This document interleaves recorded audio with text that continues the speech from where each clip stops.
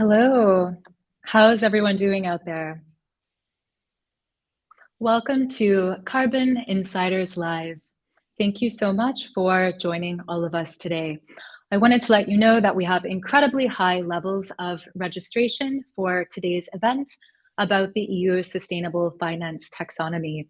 As we're expecting a full house for this live stream, we do want to give a few more moments for people to trickle in. There are people joining via Livestorm, YouTube, and also the LinkedIn platforms. And given the very high demand and high levels of registration, it's clear that how to deal with the new requirements around climate change mitigation and the circular economy in relation to the EU Sustainable Finance Taxonomy are of great interest to all of you. So as we wait for all of the guests to join today, I would like to tell you a bit more about Carbon Insiders Live. Carbon Insiders Live is a new live stream series produced by One Click LCA. The series is designed to lift up research, knowledge, and insights from our internal team of 160 low-carbon experts from across the globe. Carbon Insiders Live is a sister series to Carbon Experts Live. You might have joined a previous Carbon Experts Live episode. Carbon Experts Live features change makers from across the globe who are working to decarbonize the construction industry value chain. I did want to mention that our next Carbon Experts Live guest is Josefina Lindblom. Josefina is a senior policy officer with the European Commission, and she will be discussing the role of the built environment in the circular economy, as well as the Levels European framework for a sustainable economy. And you can catch that event with her on October 25th at 4 o'clock Central European Time. To learn more about the event, you can go to oneclicklca.com, or you can just drop by LinkedIn and find One Click LCA, where you can also register for the event. So to move forward, I hope everyone has had a chance to pile into the room now. Let's start the show. Thank you. We are talking today about the EU Sustainable Finance Taxonomy, and we're very excited to be joined by Panu Pasanen, who is the CEO and founder of One Click LCA. Panu is a Finnish sustainable construction expert and also a software engineer with over 20 years of experience in the architecture, engineering, construction, and related manufacturing industries. As I mentioned, he's the CEO and founder of One Click LCA, which is the globally leading digital platform for lifecycle assessment and environmental product declaration. Panu is a passionate advocate for sustainable construction and lifecycle assessment. And Panu, I thought I could open it up and give you a chance to present a few words about yourself. Yeah, thanks, Abigail. So, yeah, indeed, Panu Pasanen, and I'm doing this for past 2 decades now. So, looking at where we are today, we have a EU level regulation, even though not affecting 100% of the activities in the EU. Of course, the markets develop tremendously, but we still have ways to go. So, my hope is that together with you guys using taxonomy and on other similar instruments, we can accelerate the decarbonization of the built environment. And taxonomy is of particular interest because it affects the money flows. So that's of course proven over long periods of time to be the most effective way to influence the market behavior. So taxonomy can be a powerful vehicle, and we've been very excited to follow and contribute also to the work ongoing with European institutions on taxonomy and numerous others. And of course, I've been able to contribute in my small way to that end as well. Yeah, looking forward to this. Great. We can proceed. I wanted to quickly introduce our production team. I'm Abigail. I am the host of Carbon Insiders Live. We have April Wynn backstage. She is our technical producer, enabling all of us to live stream this event. And Asha Ramachandran and Steven Zielstra are today's moderators. So what are moderators? You have the opportunity, if you are live streaming from LinkedIn or from Livestorm, to drop a comment or a question for Panu to answer at the end of today's session. So you might have a couple of questions already in your back pocket. Go ahead and drop those questions and comments now. Asha and Stephen are going to be bubbling up the best and most relevant questions to the top, so that at the end of this session, Panu has a chance to address all of your most pressing concerns. So thank you. Great. And before we start the show, I did want to take a moment to tell you a bit more about One Click LCA. So as I mentioned, we are the world-leading digital platform for lifecycle assessment and environmental product declaration in the construction industry. We are trusted by global companies from Arup to Saint-Gobain to Sweco to Ramboll and more. And we're also a member of roughly a dozen green building councils internationally. One Click LCA is active in 140 countries. It has turned a profit every single year for the past 10 years. One Click LCA is also AAA certified, along with ISO 27001, which is the world's most demanding cybersecurity standard. And we, of course, also maintain rigorous GDPR and legal compliance, so you can rest assured that your data is safe with us. I also wanted to mention that we offer free low carbon boot camps via something called the One Click LCA Academy. And it's our goal to train 1 million low carbon experts in architecture, engineering, construction, and manufacturing by the year 2030. If you would like to become a low carbon specialist yourself, do check out the One Click LCA Academy and register for one of our boot camps. And finally, I'd like to say that it is our mission to power the makers of a zero carbon future. We have a team of 160 low carbon experts in construction who are working to serve you and to serve this industry. So let's kick off with the event with Panu now at this time. Thank you. So to get started, let's answer what is probably the most burning question of all. What is the EU Taxonomy? Panu, over to you. Thanks, Abigail. So EU Sustainable Finance Taxonomy is very simple. It's a classification system for sustainable economic activities. It's not a ranking system. It's not a rating system. It's a binary classification, sustainable or not. And how that works is that it's set in law, and there are multiple different environmental objectives in the taxonomy. The first set of these regulations covering climate change and climate change mitigation adaptation came in law in 21, and now circularity, biodiversity, and some others became part of EU law in 23.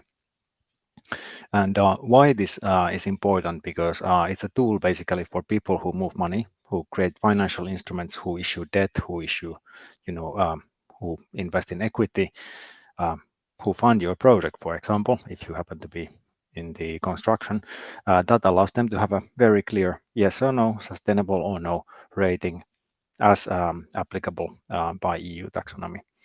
And while it's not perfect, what it is, it's very clear, and you have to use it if you're one of the affected parties, including all the financial market participants. So this allows you to very easily establish like how many of all your projects are sustainable as measured by EU taxonomy. And because what's sustainable depends fundamentally by sector, all the benchmarks defined in the taxonomy, they are sectorally specific, and some of them are even very specific, others are covering broader sectors. So up or down, taxonomy tells you whether it's sustainable or not, as determined by the platform for sustainable finance, comprising of independent experts working on setting these rules.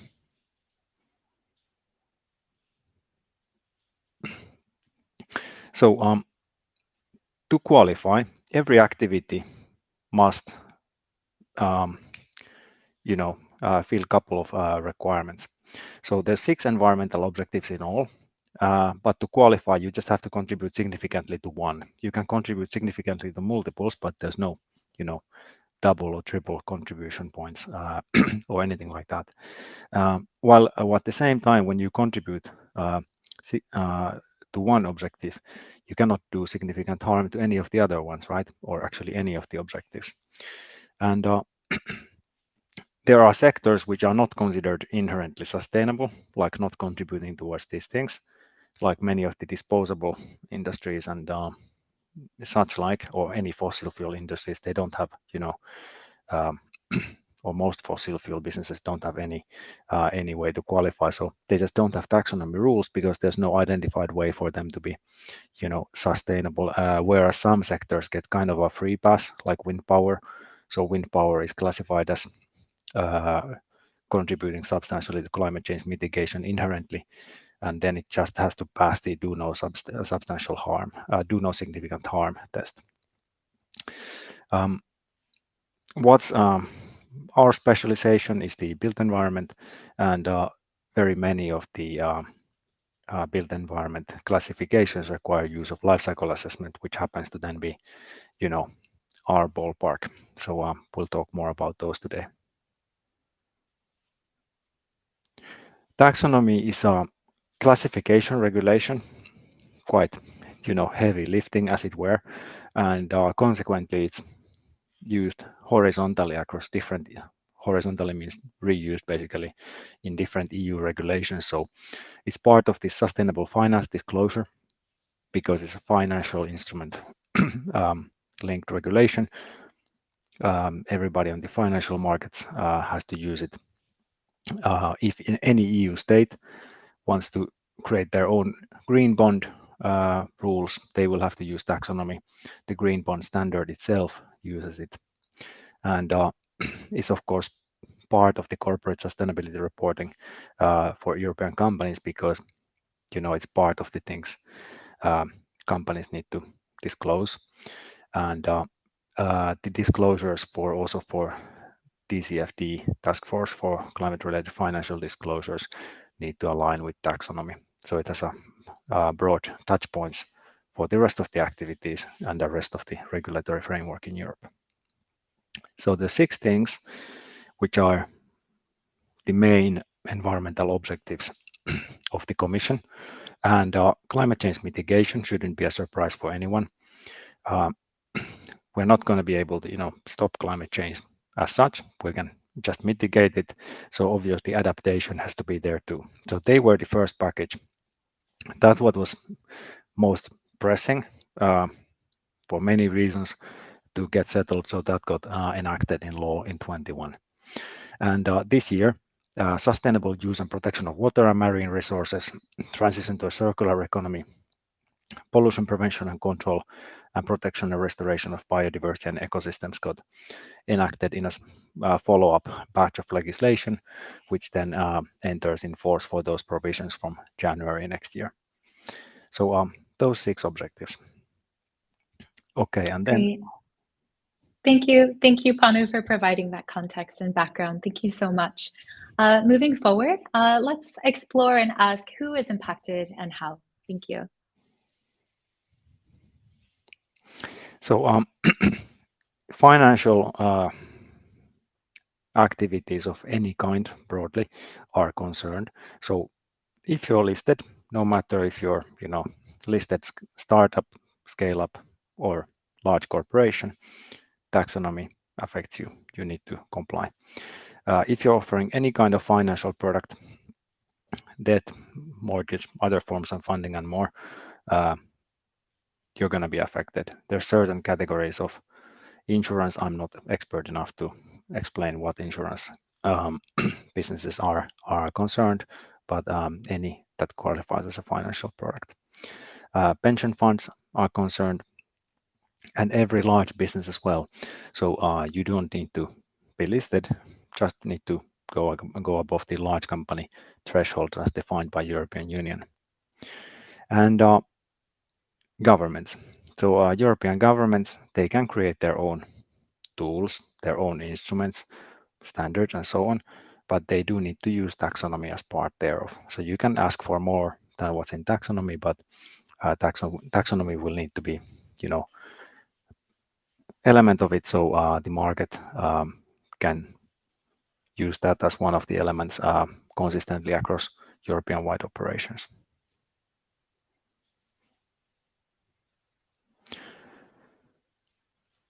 If you're one of the companies who has to report on taxonomy, you need to disclose how much of your turnover aligns with taxonomy. So let's say you have two businesses. One of them doesn't have any qualification criteria. So that would mean obviously that that part doesn't qualify. And then you have other 50% of your business, and out of that, one half qualifies with taxonomy. So then you have 1/4 of taxonomy alignment.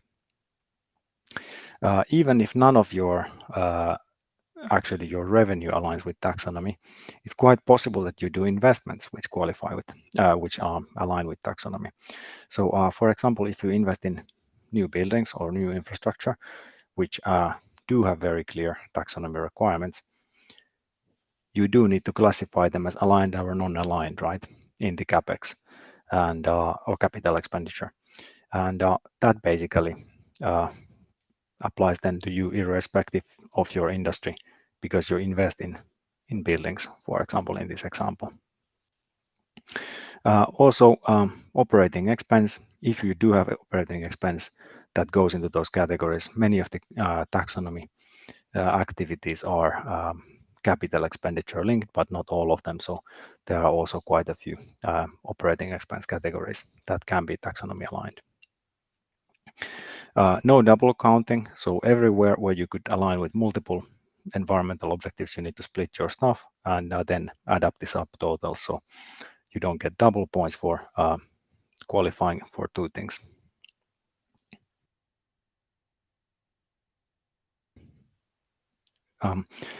For financial market participants, it's a bit different.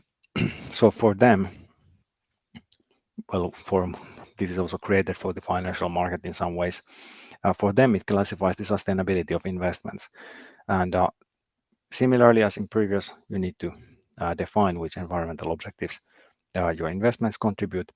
And here we talk about the proportion of the value of the portfolio. So how many percent of your equities, debt, whatever that you're providing is taxonomy aligned. So it's going to be a share of whatever instrument it is. It could be an investment fund, it could be a portfolio of something, or it could be issue of debt, green bond, similar.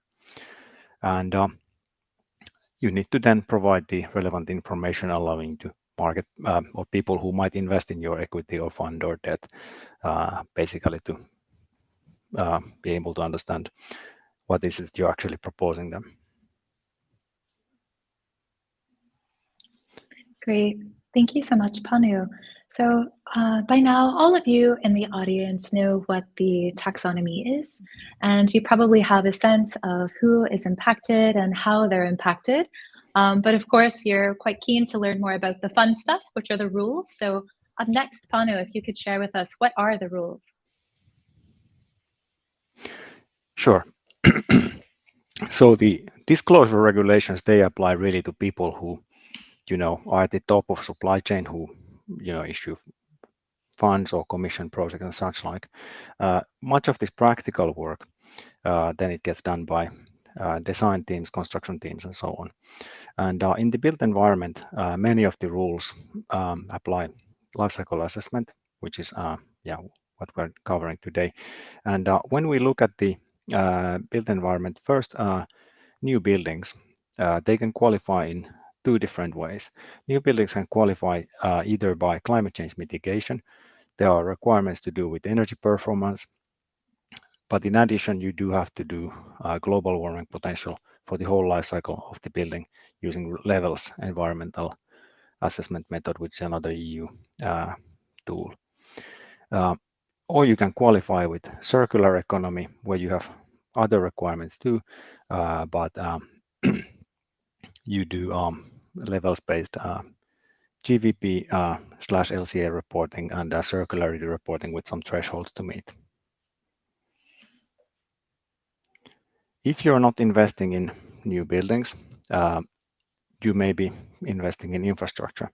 So pretty much all the transport infrastructure categories are covered. So there's air, water, railroad, and public transport. For these infrastructure classes, what you need to do is that you need to show that the carbon footprint calculated over scope 1, 2, 3 approach over the life cycle of the asset, it doesn't add to greenhouse gases. So for example, if you are building a road, you do need to incorporate into it the materials that you use for the construction using a life cycle assessment basis, and then such transport system level simulation that you may have, which shows how much it improves efficiency of the transport. Maybe it makes the travel distances a bit shorter by introducing a new road. There's a special case in the circular economy because all the waste that go to hazardous waste, in general, they don't get much of reuse we don't get much reuse out of them. So sometimes it's possible to recover raw materials also from hazardous waste flows, and they can qualify if they are able to show that on life cycle basis, they do not increase greenhouse gas emissions compared to primary virgin raw materials.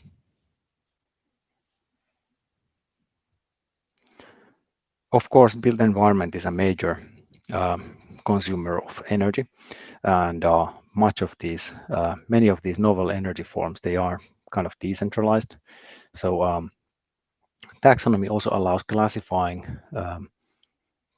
decentralized forms of, well, they don't have to be inherently decentralized, but most of them de facto are decentralized forms of energy under taxonomy. And the rules there, they are kind of very simple. So if you have hydro, geothermal, renewable, non-fossil fuels, or if you have cogeneration from geothermal or heat and cool from geothermal energy, all of these can qualify, but only if you can show that the life cycle greenhouse gas emission limit for these energy supplies is not more than 100 grams of CO2 per kilowatt hour energy produced. Same for electricity and heat and cooling. Of course, built environment uses copious amount of materials, and manufacturing sector links inherently very strongly to the built environment. So in manufacturing, there's a few different sets of rules. In the climate change mitigation department, some of these more basic chemical type of things, including hydrogen, organic basic chemicals, and plastics in primary form, do have to get life cycle greenhouse gas assessment calculated according to ISO 14067. And similar requirement applies to what's called undefined, otherwise undefined low carbon technologies, which can be a mixed bag of anything which reasonably has a contribution to climate change mitigation, but doesn't have its own rules defined. Then if we go into the basic construction materials, because European Union runs for all these basic construction materials an emission trading scheme, at least for all the large plants. So sensibly enough, the exact same measurement system is used. It does have a downside of not including the feedstock basically into manufacturing, so it only includes the manufacturing site itself, but it removes regulatory burden for manufacturing, which of course is common sense. We have two more manufacturing industries which have specific, rules which are, let's say, life cycle based. So one of them is circular economy contribution from plastic packaging goods using recycled feedstocks. So they need to use life cycle assessment based on ISO 14067 again. And in pharma, is under pollution prevention and control, and there, of course, the risk is that pharmaceutical compounds could get into water and cause damage to ecosystems through that. Here, the assessment that you do is not life cycle assessment, but it's life cycle assessment for water footprint according to ISO 14046. Sorry. So those are the manufacturing sector applicable rules based on LCA. Great, thank you, Panu. So I think we have now a pretty clear overview of the rules for buildings and infrastructure, energy supply, and manufacturing. And what we're going to do next is kind of dive deep into each segment of these qualifications and explore the topics one by one.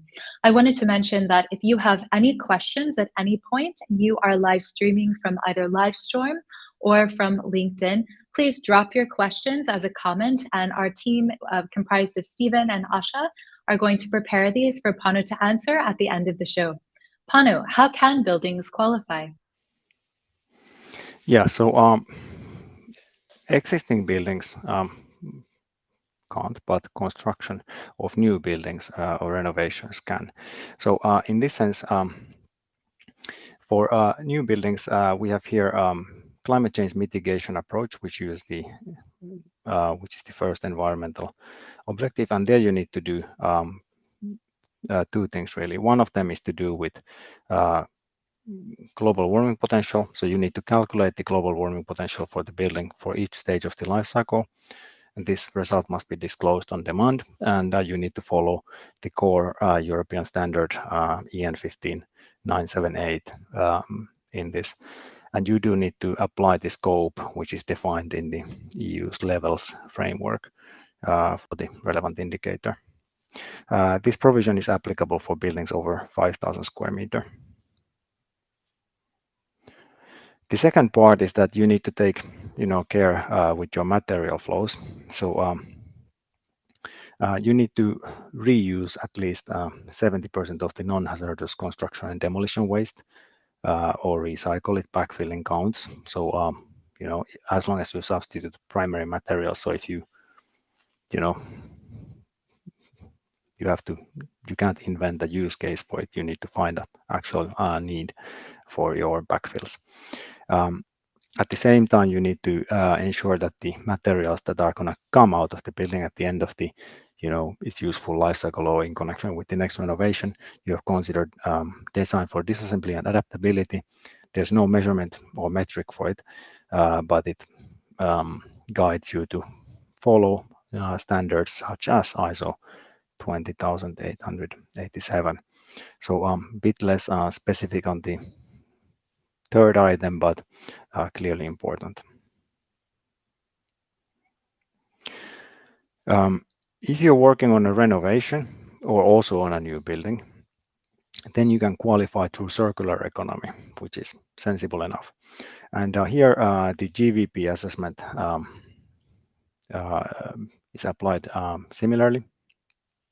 The methodology must follow EN 15978, same scope, but the requirements for construction and demolition waste reuse or recycling are much higher. So over 90% for new buildings, and for renovations, over 70%. Typically in renovations, you have much more contaminated fractions than in new builds. So this is sensible enough, but quite feasible. Just requires planning and diligence in the work, at least for new buildings. If you happen to have a house with asbestos that you're gonna renovate, maybe you won't qualify for taxonomy, but less of those around nowadays, luckily.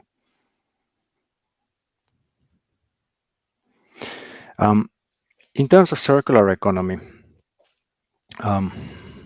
there's a few other requirements. So you have to incorporate design for adaptability and deconstruction. You can use levels approach to do that. I mean, fairly unspecific again. You need to report on construction and demolition waste, and there's some redundancy in the book here, because it says that you need to do GVP once and then that you need to do LCA, but obviously if you just do LCA, it includes the GVP, so realistically you would never do two things. You just do one of them and get both covered in one. So that's the book for new buildings and renovation based on circular economy.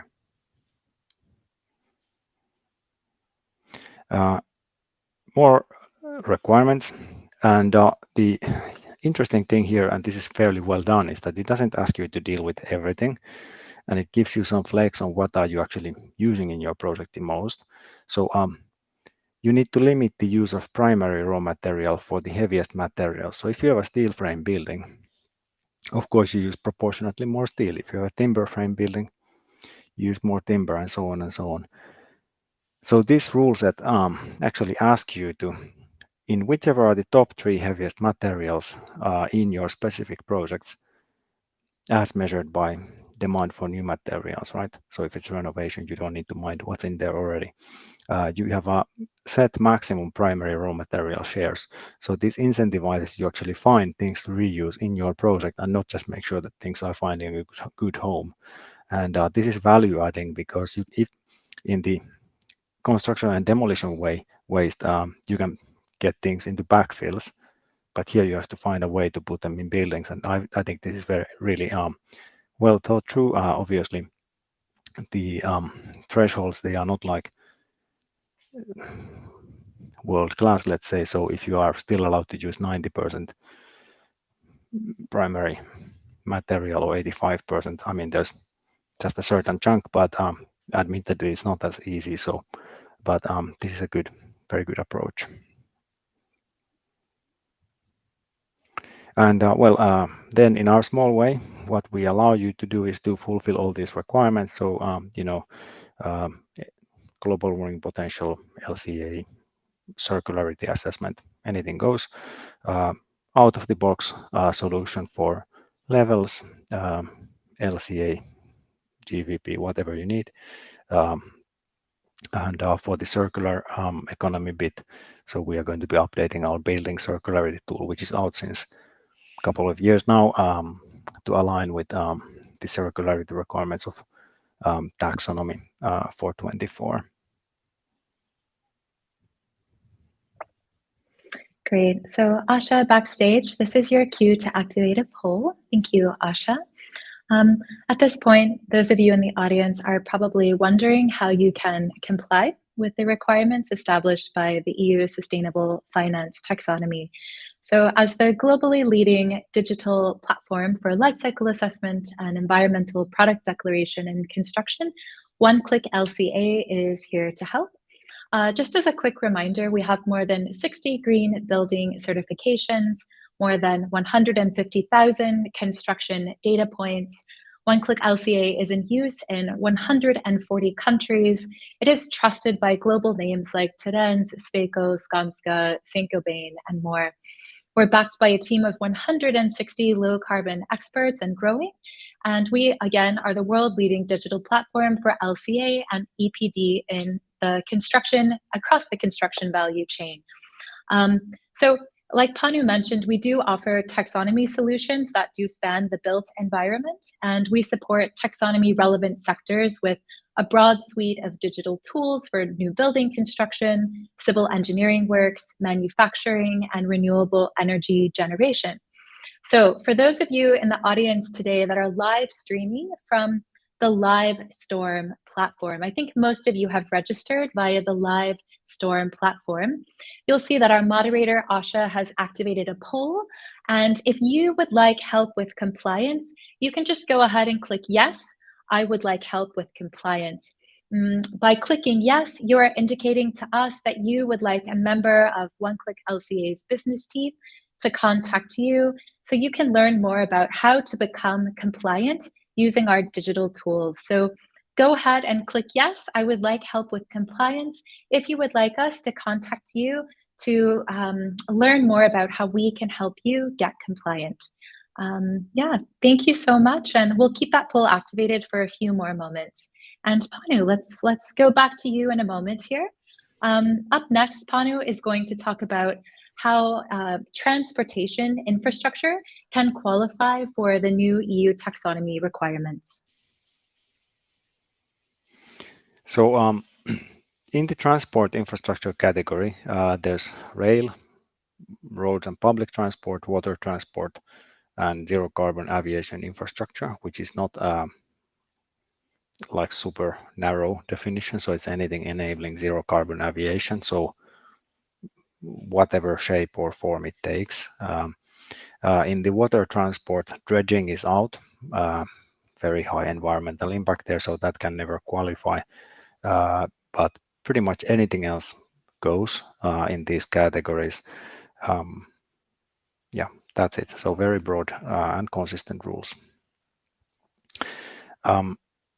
Irrespectively if you're building or if you're renovating infrastructure, you can pursue compliance with climate change mitigation. And how you pursue compliance with climate change mitigation environmental objective is that you need to do greenhouse gas assessment for scopes 1 to 3 using the greenhouse gas protocol classification.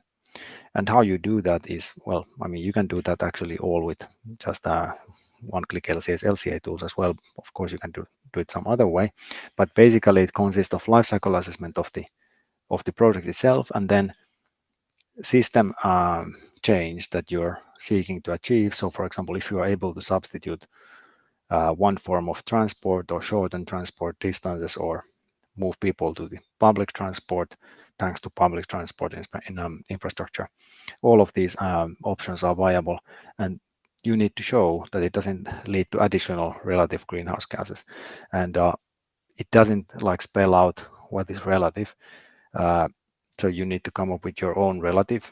The common sense relative is usually population, so assuming steady population, because many urban areas that invest in infrastructure also have a growing population. So your net emission may actually grow if you're having 25% more passengers, let's say, in a couple of, well, 2 decades, let's say.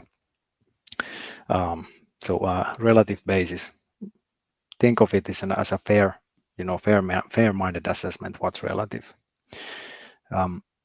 You do need to climate proof your infrastructure so it can be used. That's a basic requirement in terms of adaptation. So not spelled out very clearly either. And obviously the climate proofing risks are very different in lowlands close to sea and where you can have storm surges and whatnot than somewhere else, but go with the appropriate practice where you build, yeah. And same requirement then for non-hazardous construction and demolition waste, reusing and recycling, including backfilling, 70% minimum. Hazardous waste processing can qualify through circular economy. So here, if you're building a plant like that's dedicated to processing of hazardous waste for material recovery, so suppose just as a very practical example, if you have old paint cans, I mean the paint itself is hazardous, but the metal is not. So you can, for example, process them so that you incinerate the paint fractions, but you recover the metal. One very practical example. If you are able to show that on life cycle assessment basis doesn't increase greenhouse gases compared to the production of equivalent primary raw materials, you can qualify for EU's taxonomy as a sustainable activity. And to do that, you calculate the life cycle greenhouse gases against ISO 14067 and get them verified by an independent third party. So this is the first one where we have third party verification. So as opposed to buildings and new transport infrastructure, sustainable hazardous waste processing and many of the following ones also apply a third party verification. And for infrastructure, the assessment tools One Click LCA provides, they are based on European and international standards in context of taxonomy. We would then base them on European standards, which give you the data, which can be also spun out in the form of greenhouse gas scope 1, 2, 3 reporting.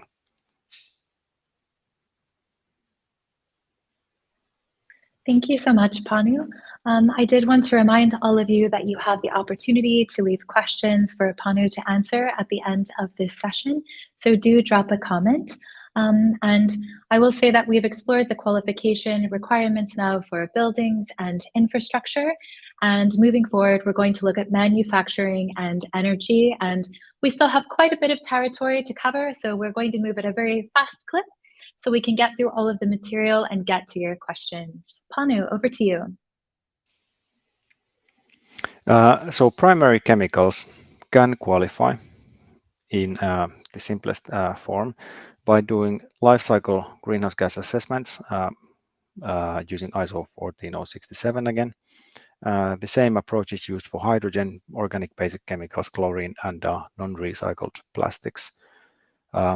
Third-party verification applies, and for for some of the products, limit values are set either fixed or conditional to certain parameters.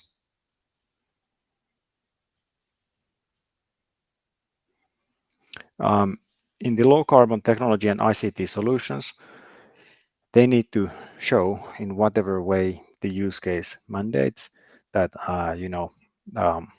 they achieve substantial life cycle greenhouse gas emission savings, and they need to be calculated based on ISO 14067 and verified by independent third party. So for example, when we are going to be over 500 people company, we can do that using this standard, and I mean, we believe we have a good case for showing that lifecycle assessment software qualifies for climate change mitigation. Many other tools do. So if you have a case like that, go ahead. Plastic packaging goods can contribute to circular economy when they are made from chemically recycled plastic feedstock.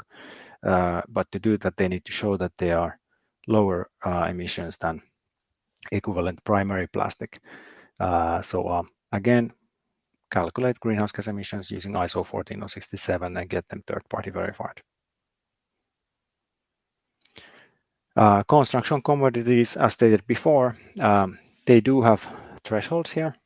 All of the ones which are defined have thresholds, and all of them use the methodology of the European emission trading system. So very cost efficient to comply, surely considering its existing measurements. We just compare them against the limit values. Downside being is that the feedstock is out of the scope. So irrespectively of what kind of input materials you use, you may qualify just through the manufacturing efficiency, which is of course a good thing in itself. Great. So we are almost there. Energy supply qualification is the very last section of this live stream, after which we are going to open up the floor for your comments and questions related to the EU Sustainable Finance Taxonomy. If you have any burning questions, now is your time to drop them for our moderators, Asha and Stephen, and they're going to pipe them over to Panu and me. I have gotten word from Asha and Stephen that we're overflowing with questions. A lot of you have a lot of things that you want Panu to share with you. So we'll be brief when we're talking about energy supply qualifications, and then we'll move to Q&A.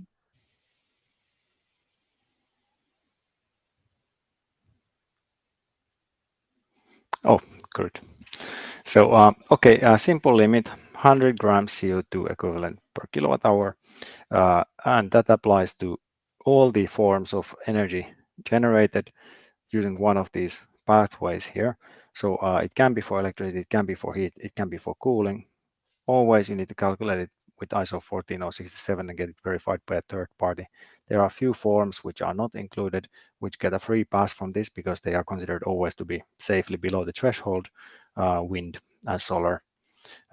Whether it's true or not, I mean, don't matter for taxonomy purposes, this is how it works. So for these forms of energy, if they are, for example, part of your district project or similar, you can prove their performance using this approach for EU taxonomy purposes.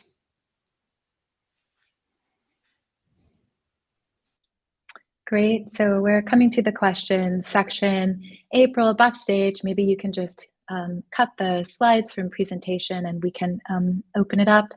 Let's see, we're going to see some questions that are piping in now from April.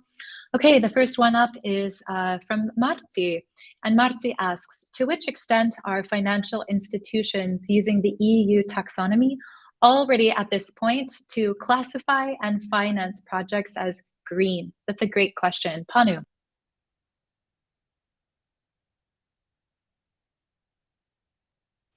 Sorry. So I haven't seen that many specific new instruments which are linked to taxonomy, but all the financial institutions do report on alignment and they pull together data from their projects, but there are not like financial products which are launched as taxonomy, but this has influenced the way financial institutions write their own standards for green funding. So that's the way it's affecting the market. So they embed it in their own programs, which typically use maybe more things and which embed maybe some elements of national regulation because this is EU-wide. So makes sense to adapt it a bit if you are single market bank, for example.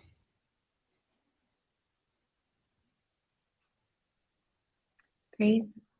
Let's see. Okay, from Renault. Hello and thanks. What about companies not listed in the EU, but with activities in the EU? Amazing question. Are they affected by taxonomy? And how is this relevant to the UK now that the UK has left the EU? Yeah, that's a very good question. So if you are part of a larger group, then the part of the business that you actually have in the EU would, determine it. So your headquarter location doesn't matter if you have a big enough entity in the European Union. Then the other thing is that if you're, contributing to a supply chain, which is subject to taxonomy, you probably will need to do the things to do with taxonomy to work with them, irrespective of where you're based, UK or outside any European continent location. And lastly, of course, the money flows. So UK is a big financial center, so there's a fair amount of funding, wholesale or other funding that's being originated or passing through the UK. So those money flows, many of them are then consumed on the EU side, and some of them will be subject to taxonomy. UK is, of course, working on its own version of the taxonomy, probably, well, nothing doing. I mean, sovereignty imposes requirements to write the book again, but will be very similar. Thanks, April. So Marian asks, when designing a building, how can we ensure CDW will be reused/recycled? And while steel's value makes it straightforward, what about other materials? And finally, is there a document ensuring reuse and recycling standards? Thanks. A good question. So most important thing here is to consider whether you actually can disassemble it economically. So how do you connect materials, and how do you, allow them to be identified where to undo the things matters. So starting from very, very basic things like when you do internal walls and you put gypsum boards, just make sure you use screws, because screws can be undone without destroying the gypsum board. And second, if you can make it easier to locate them, it's even better. Avoid using glue when you don't have to fix things. If you can do something that's undoable, then you don't have to mix the waste stream, because it's very hard to reuse something combined of two materials plus glue, which is a chemical. So that makes it very tricky. And when you use structural materials, yeah, indeed, steel is very easy.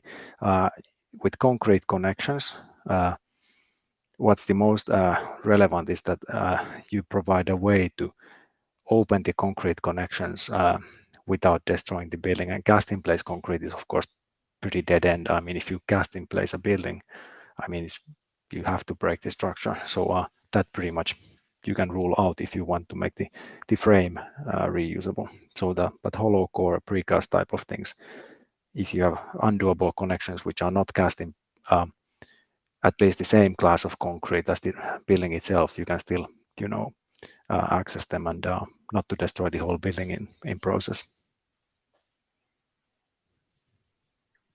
Thanks, April. So Rodrigo asks or says, as an ESG real estate consultant, I've done EU taxonomy reports for various assets. Yet, I'm unsure how firms disclose this alignment and to whom. Nice. I suspect it's in their annual CSR report. Can you clarify? It's actually, companies are mandated to disclose it, but they are not mandated to disclose it in the CSR report. But we'll be covering the Corporate Sustainability Reporting Directive, so I'll be sure to answer your question specifically at that time, because it links to the Corporate Sustainability Reporting Directive. So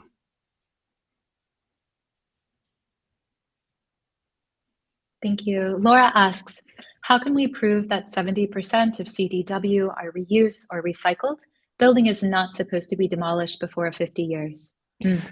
good question. Right. So as it pertains to the construction project you undertake then. So the renovation project or the new construction project you undertake then, like now, and the end of life of the building, you cannot prove indeed.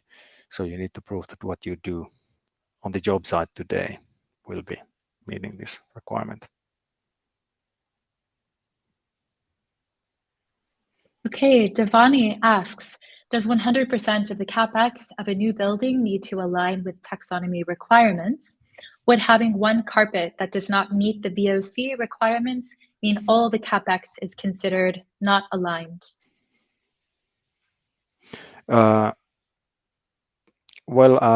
New buildings rules are not carpet rules. So if you're looking at it from the new buildings point of view, and if your investment is in new buildings, then you don't mind the carpets. There's no, hold on.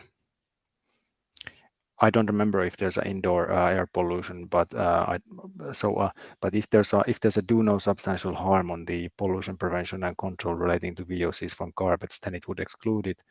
But if your investment is purely in buildings, you don't have to consider other categories than the new building requirements.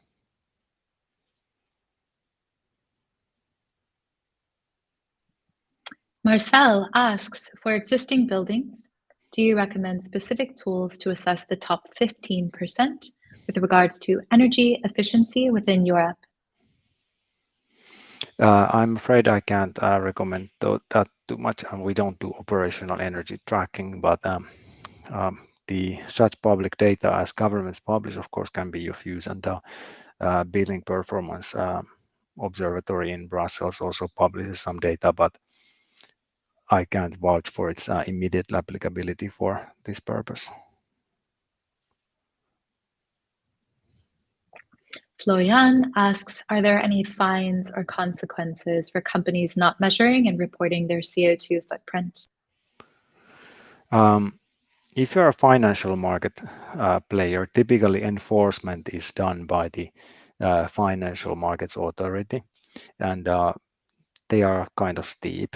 I mean, because they don't need to wrap you on fingers. I mean, they can withdraw your license and then you're just out of business. So, like, they don't obviously start by doing that, right? I mean, so for financial market players, this is not like a joking matter. For other companies, you probably get on much easier, and there are no fines associated with this specific regulation. Obviously, consequences you will have. So, who wants to do business with you if you don't care about what the society cares about you? That's, I think, the commercial implication is the most direct. Obviously, I mean, EU is a heterogeneous area. So if you're in a country where not everybody really cares, or where good chunk of people don't care, then it's more question of your labor force, really. Like if you want to attract young people to work for you, I mean, pretty hard to not to consider the things that determine their future more than that of the older generation. That's a great point, Panu. Up next is Heba, and she asks, for construction products, is there any requirement with environmental product declaration? A good question. For construction products, in relation to taxonomy, how it works that for taxonomy purposes, you need to do the GVP assessments, or LCA in case of circularity, and or greenhouse gas assessments for infra, which is the same thing, you know. So for those, if you want your construction product to be used in the assessment, it does need to have an EPD.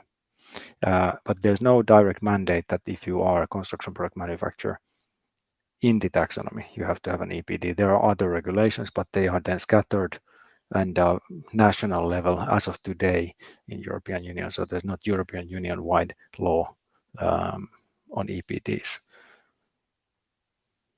today. Sanna asks, considering infra construction like railway infrastructure, at the moment there are no requirements for GHG calculations in CCM. I'd like to hear how you see that differently. I don't know what CCM, so I can't answer that question, but if the clarification is popped, happy to answer. But because I don't know what it is, I mean, I'm not too sure if I can answer it, even if it's clarified, but looking forward to learning.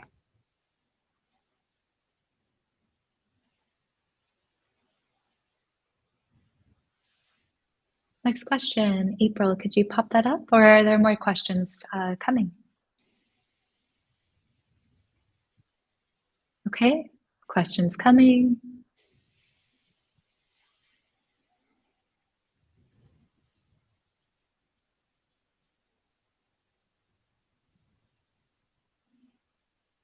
As we're waiting for that question, I hope everyone out there has really enjoyed this segment and learned a lot. All right, Mirza coming in. So Mirza asks, what about GHG calculations for industries apart from construction? What about reporting like CDP, EU CSRD? How does one approach it? So CDP is different, but now that we have the EU topic, I will answer it from the point of view of the EU's Corporate Sustainability Reporting Directive. So the Corporate Sustainability Reporting Directive says that you need to report on the things that are material for your business, either from the point of view of your business environmental impact or the finance, like the profit and loss statement, basically, if it's most of your revenue, if it's most of your cost. And there greenhouse gas reporting is one of the things mandated there, but it's always dependent on materiality. So there are businesses where it's not material, they are just typically like very labor-based businesses. So if you're, for example, manpower, for example, who basically does rental stuff, I mean, they don't have huge footprint in terms of carbon. So, for them, it's probably not their most material impact. But for any businesses where it's material, they do need to do that under the Corporate Sustainability Reporting Directive. However, it's worth noting that Corporate Sustainability Reporting Directive applies to all large companies, so over 500 people. But in the first year, if you're less than 700 or 750, now I'm just not sure, you don't need to do it. You have one more year transition to start doing greenhouse gas reporting. And CDP is, of course, then voluntary. So you do it, you don't do it, it's discretionary, of course, unless you get out of business by not aligning to CDP, which also can happen. Yeah. And I just wanted to say that given the time, we just have a few minutes left. So I think this will be our final question. Panu, would you like to continue taking questions or would you like to say this is the last? Let's take this the last, but what I would maybe say is that, we are going to publish an article shortly, aren't we? So which covers not every detail. I mean, not the CCM one, because first I heard of it, but so there's an article which has more information. So that can probably be a good reference. That's great. That's great. So Sidoni asks, what is the baseline for the 70% reduction of raw materials? What is it measured against?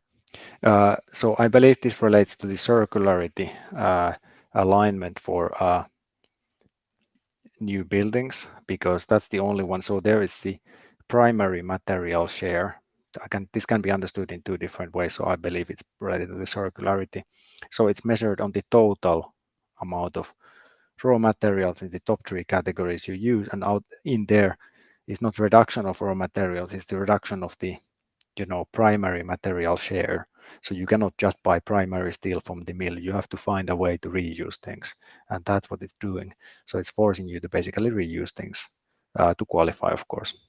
I mean, you can say, oh, I can't do this, and then you don't qualify, and that's it.